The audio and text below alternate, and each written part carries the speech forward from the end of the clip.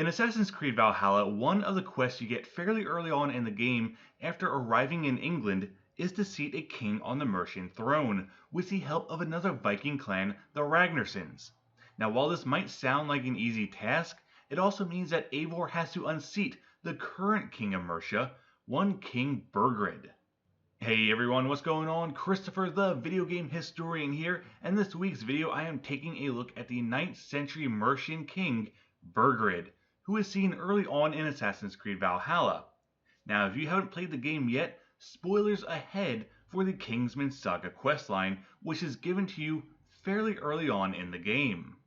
Now unfortunately, like many historical figures of this time period, there isn't a lot of easily obtainable information on them, and that does include Burgred.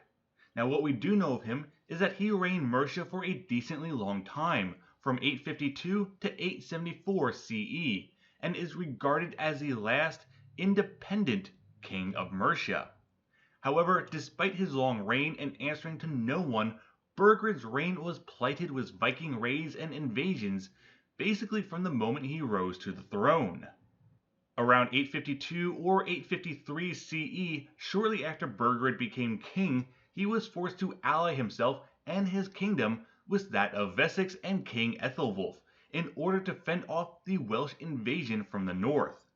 That same year, Burgred would marry Lady Ethelwith, daughter of Ceolwulf, sealing an alliance between the two kingdoms for years to come.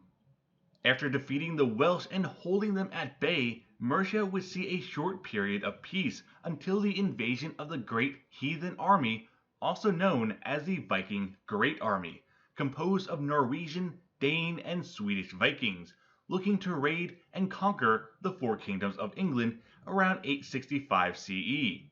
Now according to legend, this great army was led by the sons of the legendary Viking warrior Ragnar Lothbrok, including Eivor the Boneless and Ubba, whom we meet in the game to help overthrow Burgred and to seat Ceolwulf on the throne. This great Viking army managed to conquer East Anglia almost immediately as the Anglians made peace with the invaders, providing them with horses at the start of their invasion. After the first winter, the Vikings made their way up to Northumbria, where they were provided with Danegeld, or a tribute paid to the Vikings to spare the land from being ravaged. After receiving the Danegeld, the Vikings installed a puppet king and set their sights on Mercia. It would take roughly 14 years before the Vikings conquered Mercia and we get to the events in-game.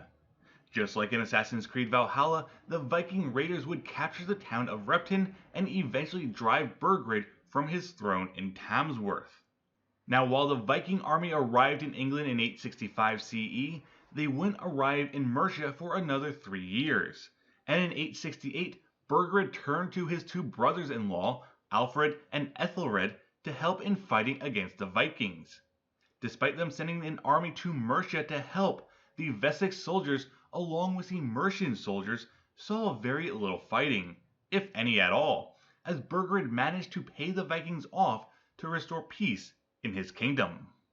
However, after a few years in 872, the Vikings would return to Mercia after dealing with a revolt in Northumbria that threatened their puppet king up there.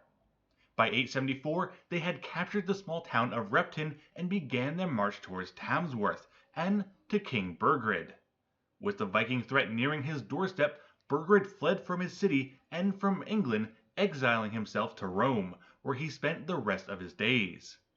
With Burgred gone, the Vikings sacked the city and installed Ceolwulf II as the king of Mercia, who reigned until his death some 5 to 8 years later, depending on the source you look at. Today, however, the remains of King Burgred are supposedly buried at the Church of Sancta Maria, at least according to the Anglo-Saxon Chronicle. And that's the story of King Burgred of Mercia. Unfortunately, not a whole lot of information to grab, with much of my info coming from Wikipedia of all places. But with that said, what are your thoughts on Burgred, either from the historical narrative or within the game? What do you think of the Kingsman Saga questline?